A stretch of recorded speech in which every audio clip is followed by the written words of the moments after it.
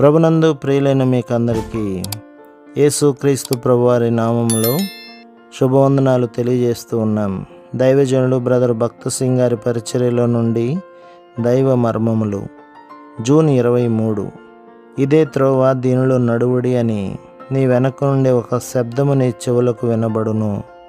యెషయా గ్రంథం 30వ వచనం. ఈ వచనము దేవుని స్వరమును గూర్చి వివరించుచున్నది. ఈ స్వరమును తేటగాను విశదముగాను వినుటకు నేర్చుకొనవలెననినచో మనము ఎడతెగక ప్రార్థన చేయవలెను. ఈ స్వరమును వినుట ద్వారా మన ప్రశ్నలకు జవాబులు దొరుకును, మన సమస్యలు పరిష్కారమగును. దేవుని స్వరమును వినుటకు ఓపిక, విశ్వాసము అవసరము.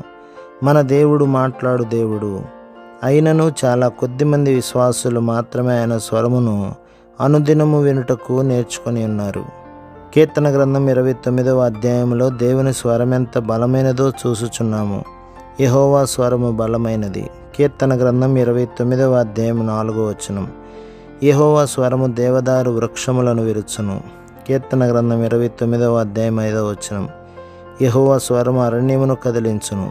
కీర్తన గ్రంథం 29వ 8వ. ఈ వచనములు నీ జీవితమునకును నా జీవితమునకును అందుబాటులోనున్న దేవుని స్వరము యొక్క శక్తిని సూచించును.